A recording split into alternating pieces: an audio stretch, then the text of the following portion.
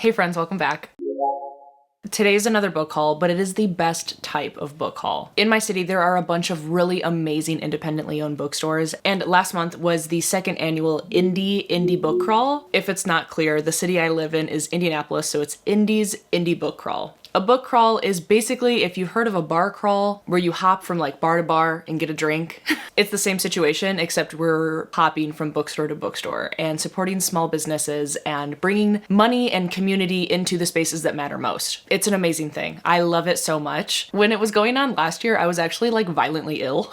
So I had to participate in the indie book crawl like weeks later alone, which was fine. It actually was a great video because no one was out and I was able to vlog freely. So that edition of this like indie book crawl book haul is a little bit more vloggy. I'll link that down below if you want to check it out. Last year I went to 10 of the bookstores and got a bunch of books. This year I went to 7 of the bookstores, 7 or 8, and got 17 books, which is a great haul and I cannot wait to tell you all about them. Like I said, this video is a little bit different. It's more like a sit down video, but I will go from like place to place mentally and with you guys so that you can kind of see like the journey. You know what I'm saying?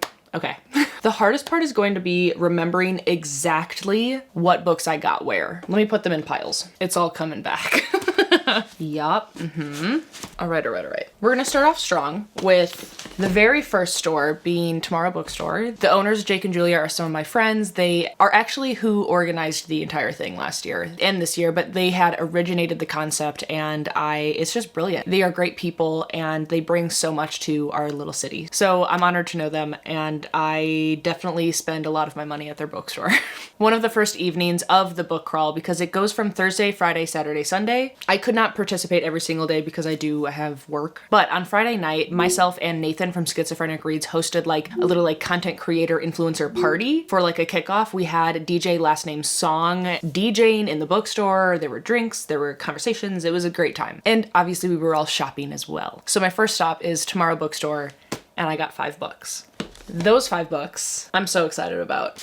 One that I knew that I was looking for was The Dream Hotel by Leila Lalami. Stunning cover. It is a signed first edition, which was super fun. Proof. This book sort of gives me like I Who Have Never Known Men by Jacqueline Hartman vibes. It's basically a situation where a main character is taken from, I want to say, the airport? Yes, from LAX. Our main character is Sarah, and agents from the Risk Assessment Administration pull her aside and inform her that she's like about to commit a crime and they have to take her to protect her and others. Who she would be harming is her own husband, and for his safety, like I said, they take her away. They want to keep her in observation for 21 days, but months go by and they won't let her go. And the place that she's kept in is filled with other women within the same situation. And I think it's such an interesting concept. I love like the title, The Dream Hotel. I think that I could really love it and I'm excited I have it. Another one that I knew that I would buy this weekend was The River Has Roots by Amal El Mortar. This is one of the authors of This Is How You Lose the Time War. One of my favorite books. I love it a lot. And this one sounds super interesting. It's very, very short. It's following 2 sisters that live in Thistleford, which is set like right on the edge of Fairy. And one of our sisters rejects a suitor in favor of someone from the Fae, which is apparently really dangerous for not just that one sister, but both of them. And we're following the story and what that entails. I think this is stunning. I know I like the writing style and all of the blurbs on the back are all heavy hitters. I just cannot wait to read it. All right, then I ended up getting Wandering Stars by Tommy Orange.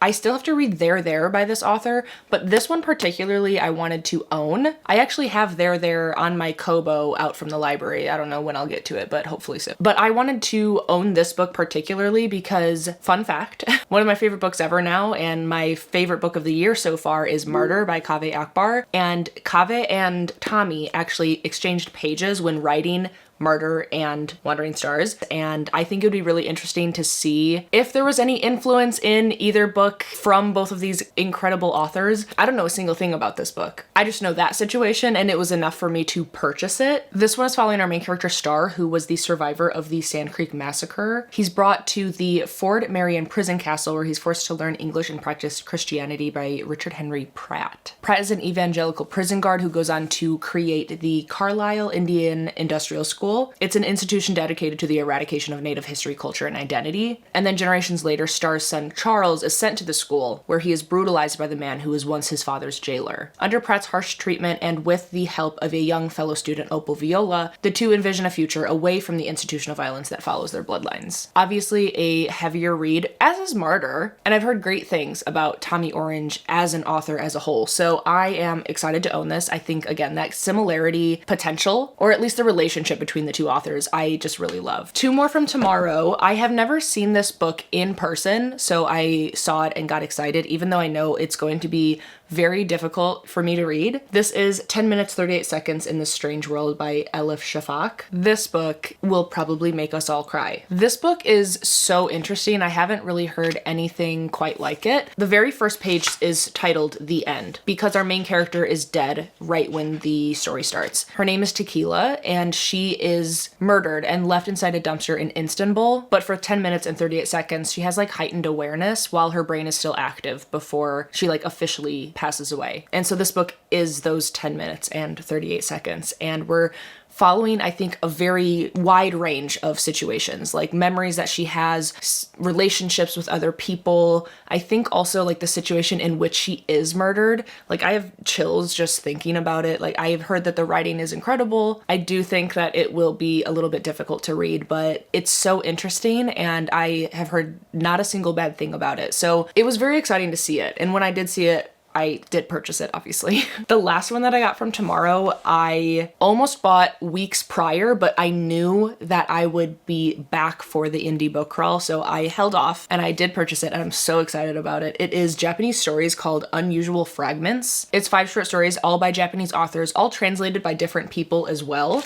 I knew I was going to purchase it because I was just intrigued immediately by like the shape of the book and the cover. I liked the colors, like all of it sounded great. I also just love Japan and I want to go back. But the first sentence, 2 sentences, like sealed the deal on why I wanted to purchase it. So it says, Tokyo squinted past the moving windshield wipers to the blackness beyond. The rain seemed to have stopped to catch its breath. I loved that. I love that so much. I've actually been getting into short stories a little bit more recently. I started reading Slug by Megan Milk, and is it Milk? Megan Milks? Regardless, I am starting to have like a short story collection on my nightstand that I'll read a short story before bed. That has been so enjoyable and I cannot wait to put this in the rotation. That's all the books from tomorrow. And on Friday, that was the only store that we ended up going to. So on Saturday, we started, I think we hit up 2 stores on Saturday. No, we went to 3 stores on Saturday. I just didn't purchase anything from the second one. Okay, the first store we went to on Saturday was Golden Hour Books, and it's such a beautiful location. Their selection is predominantly like literary fiction and translated works as well. They have a good selection of like nonfiction. Their like thriller, fantasy, horror, sci-fi sections are a little bit smaller, but I did find a horror and a translated work, which I'm so stinking excited about. This was one, again, that I like, once I saw it, I was like, oh my God, yeah, that's one that I'm looking for. You know what I'm saying? This is Marigold Mind Laundry by, I think the author's pronounced Young Yin Yoon. It's the soul-stirring Korean bestseller. This was one of the books that, like, if you liked Welcome to the Hunamdong Bookshop, you might like this one sort of vibe, and that was my favorite book last year. So when I saw this, I got really excited because I wasn't expecting to see it at all. But it says, Welcome to the Marigold Mind Laundry, where we wash away the stains from your heart. And we're following the owner of this laundromat, but obviously she must learn to find her own peace before she can truly help others. So a little journey of self-discovery, of self-healing. I think that this is really beautiful, and I would imagine that this falls into the like healing fiction section in Korean literature, and that is my favorite concept. I love it so much. So I'm really excited. I was really stoked to see it. The other book that I got from Golden Hour is The Har by David Sodergren. A very troubling cover. Very different vibes. But I have heard really good things about it from so many other booktubers, and again, this was a situation where I hadn't seen it ever in person, and if I'm out shopping for books and I, see it, I'm gonna purchase it. But also the synopsis on the back, like it is obviously something that I think that I could really enjoy, because it says, isn't it like folk horror witches or something? Our main character is Muriel, and she's lived in the Scottish fishing village of Witch Haven all her life. She was born there and she intends to die there. But when an overseas property developer threatens to evict the residents from their homes and raze Witch Haven to the ground in the name of progress, all seems lost until the day a mysterious fog bank creeps on the island. The Har. To some it brings redemption, to others it brings only madness and death. What macabre secrets lie within the Har? Romantic and deranged, the Har is a gore-soaked folk horror fairy tale. And that's where it got me. Absolutely. I've learned that I really like folk horror, and a folk horror fairy tale, like, say less, I don't need to know more. Even though I already know the synopsis, that's fine. But like, I am just excited about it. I think I could really like it. I'll probably save it for like the fall season, and I can't wait.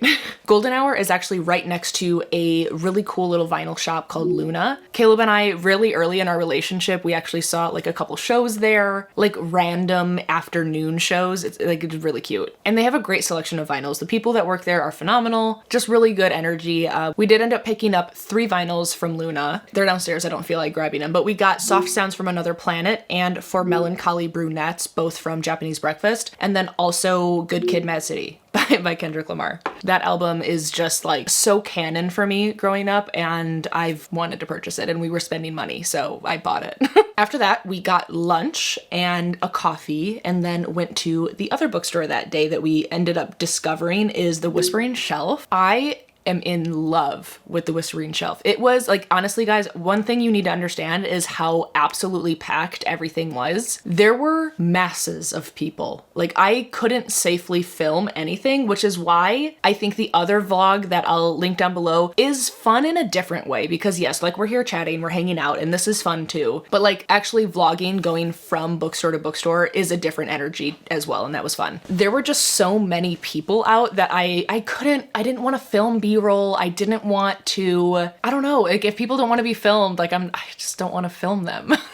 I'm just still like weird about it. But we did go to Whispering Shelf, and I got 3 books, which I'm really excited about, all 3. But right now I also am remembering that I forgot to tell you that before we went to Whispering Shelf, we went to Irvington Vinyl and Books. They have a great selection of like thrifted and vintage books. I didn't find anything that I wanted to actually purchase there, but we did go, we did check it out. I always love the energy of Irvington Vinyl and Books. It's just so cozy. But the 3 books that I did get from Whispering Shelf, there's only 2 more that I knew that I was going to purchase this whole weekend. This is one of them. It was The Rainfall Market by Yu Young Guang. This is a book in my 25 books that I want to read in 2025, and so I obviously wanted to purchase it. It's basically the idea of our main character being invited to the Rainfall Market, and there you have the opportunity to, I think, like, shop for a different life. Yeah, and then she meets a magical cat companion named Isha, and they search through the bookstores, perfumeries, and fantastical realms while Saren is the main character, tries to determine what her perfect life will look like. The catch is that Saren only has 1 week to find happiness, or she'll be doomed to vanish into the market forever. All the while, a shadow follows quietly behind them. I love that idea. I love when stories play with the concept of, you know, being happy and content with who you are and what you have, but the journey getting to that contentment is always something that I love exploring. So I think that I could really love this. This book is already on my immediate TBR, and I can't wait to read it.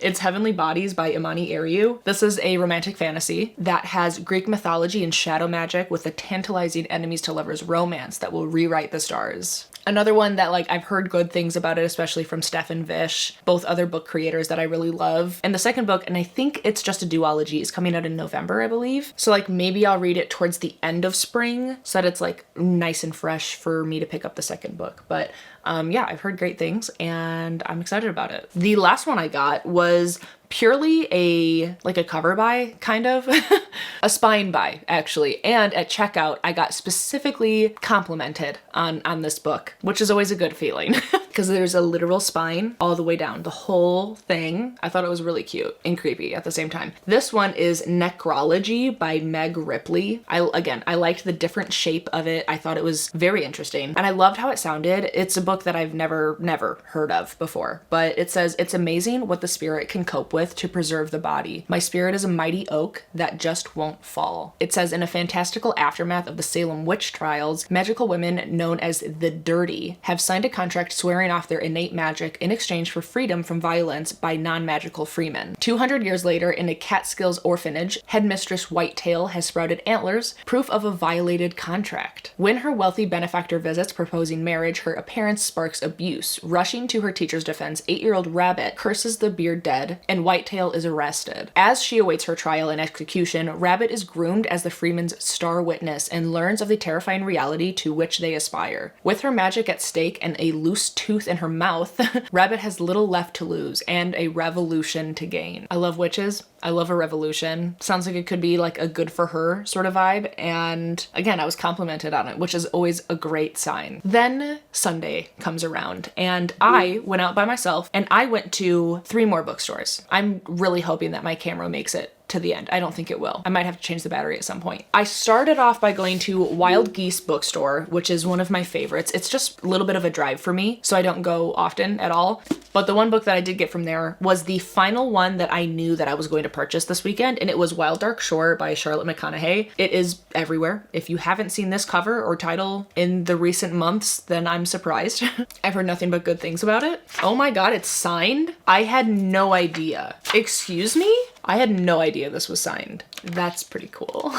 But this book follows a family who lives on an island, and I think the reason that they live on the island is a little bit murky. Like, we don't really know why, but I think it's something that we will end up figuring out. The main character is the father. His name is Dominique, and we don't really know where the mother is. I think it has something to do with why they live on this island. That could be wrong. I don't know. I'm just guessing. But while they're living on this island, a woman like washes up ashore and sort of like inserts herself into their lives and starts living alongside them. And I think that it is sort of like a mystery, but also a very like emotional read from what I've seen. And I am just excited about it. I think that it sounds really good. All of the reactions that I've seen to this book have been really positive. So, Wild Dark Shore.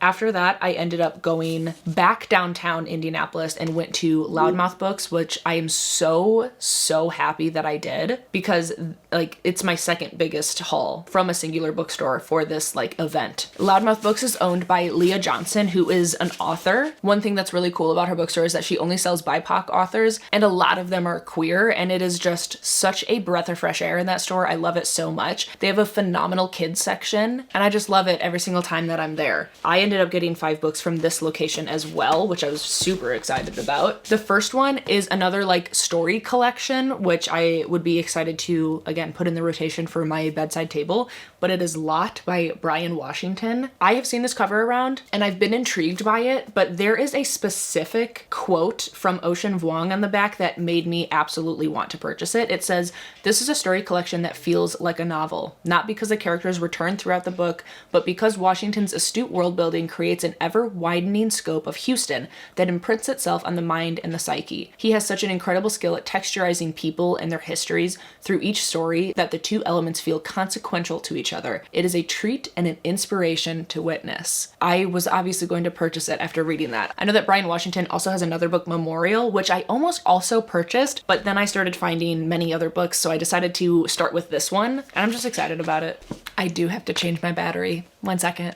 Okay, the next 2 are little nonfiction moments. The first one is Cast by Isabel Wilkerson. This is giving a masterful portrait of an unseen phenomenon as she explores how America, throughout its history, has been shaped by a hidden caste system. A rigid hierarchy of human rankings, immersive, deeply researched, and beautifully written, Cast inspires us to transcend artificial and destructive divisions toward hope in our common humanity. I've heard great things about her writing, and this one was a little bit shorter than the other one that I was looking at, so I decided to start here. Plus, it is a concept that I'm really interested to learn more about, for sure. The other nonfiction is on my actual immediate TBR, if you saw my Spin the Bottle TBR for my spring. It is Magical Realism, Essays on Music, Memory, Fantasy, and Borders by Vanessa Angelica Villarreal. Obsessed with this cover. I've said it once and I'll say it again. In Magical Realism, Villarreal crosses into the erasure of memory and self, fragmented by migration, borders, and colonial and intimate violence, reconstructing her story with pieces of American pop culture and the music, video games, and fantasy that have helped her make sense of it all. It's an essential collection that carves a path towards a new way of remembering and telling our stories, broadening our understanding of what memoir and cultural criticism could be. I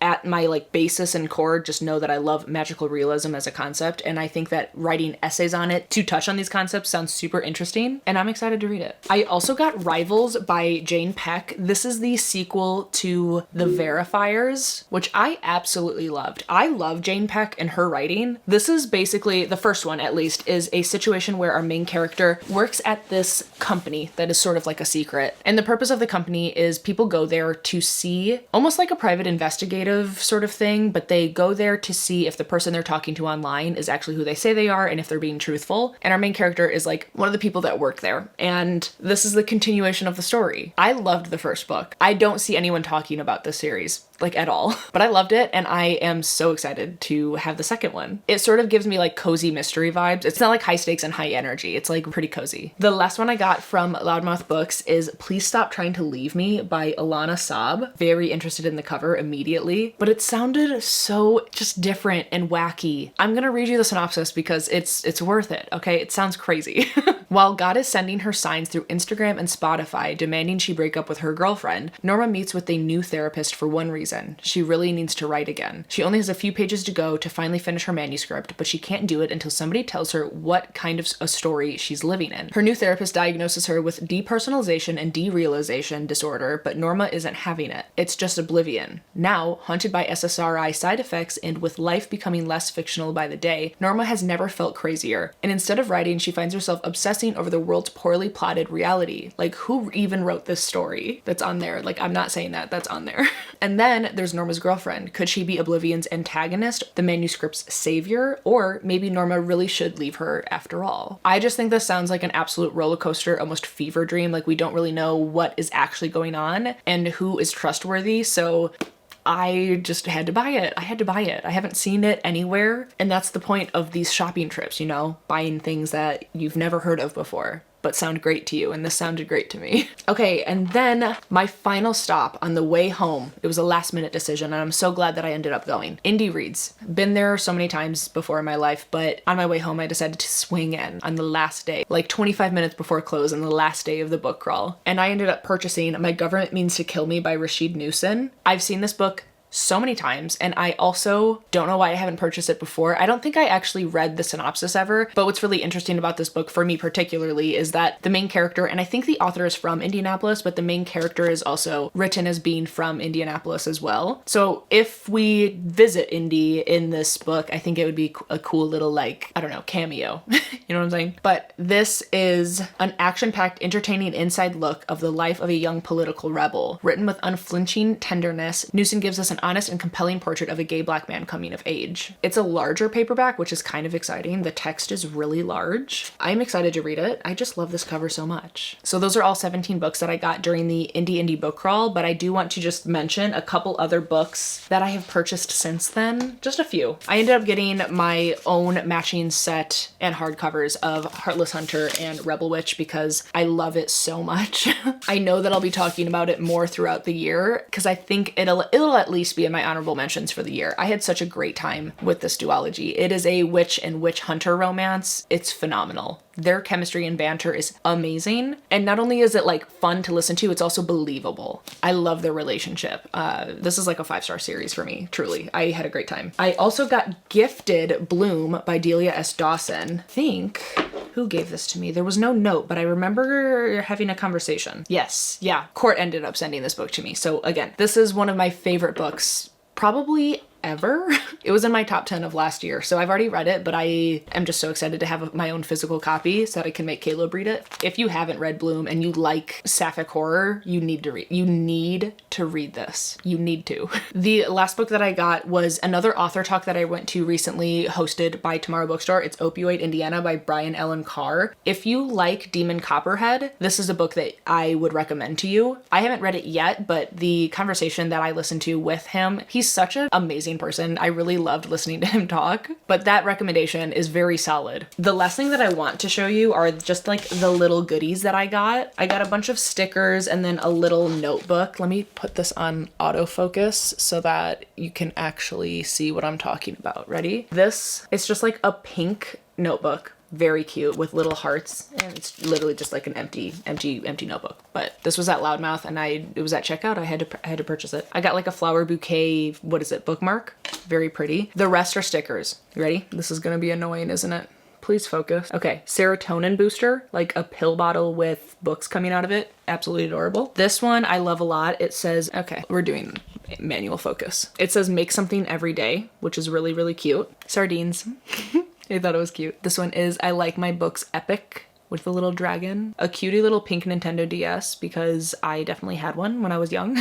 Obsessed with this one. It says I will protect your heart. It's so cute. It's also I don't know if it's like supposed to be, but it is a lyric from Death Cab that I love. This one is you can try again, no worries, which I thought was cute.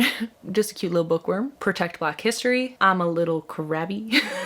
Absolutely obsessed. It says lucky horseshoes. Are you kidding? Are you kidding? I hope that all of these are in focus. Who knows? Prioritize coziness, which I think is absolutely adorable. And then the last two were just like indie book crawl worms. These were the logos for the whole thing. And I think that's it. Thank you so much for hanging out with me for a little bit. Let me know if you found a new book in this video, just like I did while I was shopping at all of these amazing indie bookstores. While you were down in the comments, leave me the worm emoji. And while you're down there, please do subscribe and like the video. It helps me out a lot. And of course, be kind to one another and happy reading. I'll see you soon. Bye.